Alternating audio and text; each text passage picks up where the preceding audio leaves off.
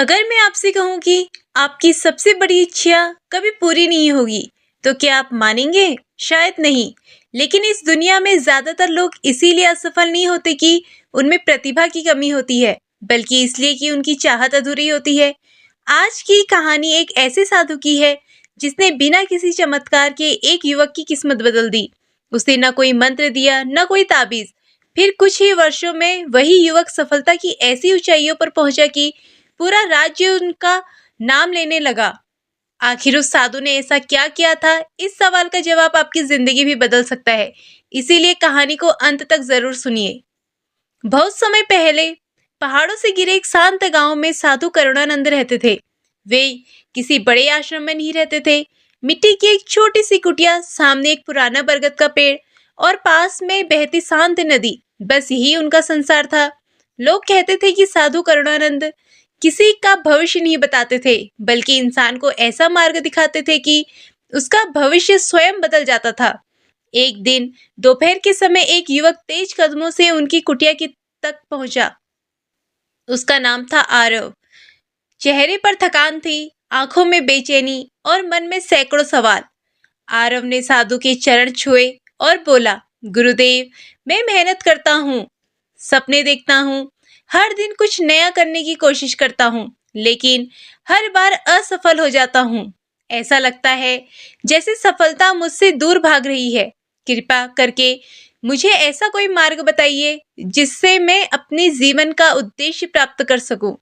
साधु करुणानंद ने कुछ क्षण तक उसकी आंखों में देखा, फिर मुस्कुराकर बोले, तुम सफलता चाहते हो, लेकिन क्या तुम उसे उतनी ही तीव्रता से चाहते हो जितनी सांस लेना चाहते हो?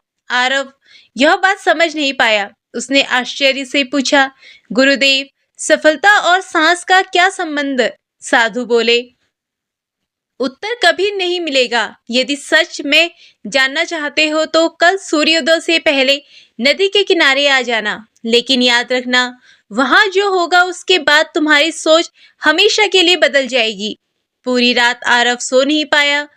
उसके मन में एक ही सवाल था, आखिर साधु उसे नदी पर क्यों बुला रहे हैं? सुबह सूरज निकलने से पहले वह नदी के किनारे पहुंच गया। घना कोहरा छाया हुआ था। नदी का पानी बिल्कुल शांत था। कुछ ही देर बाद साधु करुणानंद भी वहां पहुंचे। उन्होंने बिना कुछ कहे आरव को अपने साथ नदी के भीतर चलने का संकेत दिया। आरव के मन में डर बढ़ने लगा, लेकिन उसे बिल्कुल भी अंदाजा नहीं था कि अगले ही कुछ क्षण उसकी पूरी जिंदगी बदलने वाले थे। साधु करुणानंद धीरे धीरे नदी के और भीतर बढ़ते गए। आरव ने भी उनके पीछे चलता रहा। कुछ ही देर में पानी दोनों की छाती तक पहुंच गया। आरव घबराकर बोला, गुरुदेव, अब आगे क्यों जा रहे हैं? साधु ने कोई उत्तर नहीं दिया। अचानक उन्होंने दोनों हाथों से आरव का सिर पकड़कर पानी के भीतर डुबो दिया। पहले तो आरव को लगा कि यह कोई साधारण परीक्षा होगी, लेकिन कुछ ही क्षणों में उसकी सांस रुकने लगी। उसने पूरी ताकत से बाहर निकलने की कोशिश की, पर साधु की पकड़ मजबूत थी। अब उसके मन में न धन था, न सफलता, न सम्मान, न सपने। उसे केवल एक ही चीज चाहिए थी, एक सांस, सिर्फ एक सांस। जब आरव की ताकत लगभग समाप्त होने लगी, तब साधु ने उसे तुरंत पानी से बाहर खींच लिया। आरव जोर जोर से सांस लेने लगा। उसका शरीर कांप रहा था, आंखों से आंसू निकल रहे थे। कुछ देर बाद उसने गुस्से से कहा, गुरुदेव, आप थोड़ी देर और हो जाती तो मेरी जान चली जाती।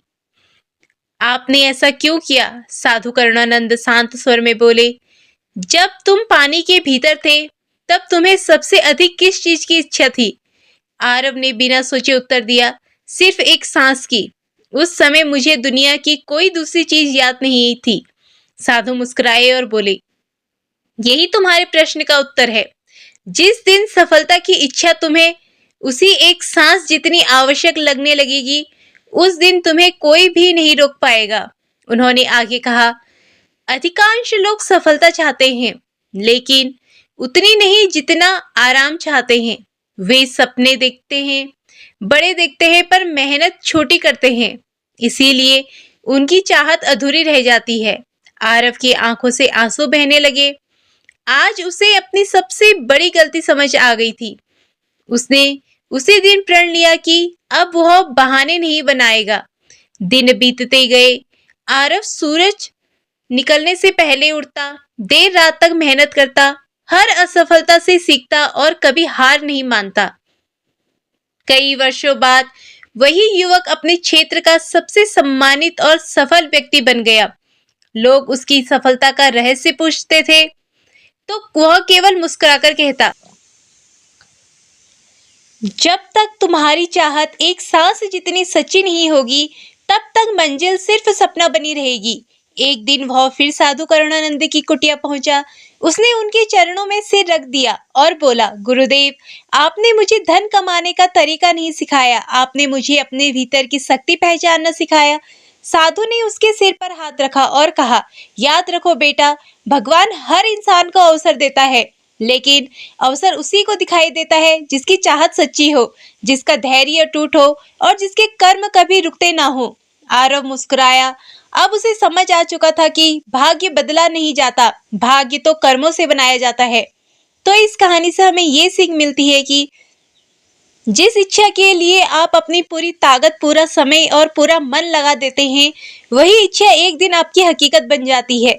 इसीलिए केवल सफलता की कामना मत कीजिए, सफलता के योग्य बनने का संकल्प लीजिए, क्योंकि सच यही है, जो सच्चे मन से चाहोगे और उनके लिए निरंतर कर्म करोगे, वही एक दिन अवश्य पाओगे।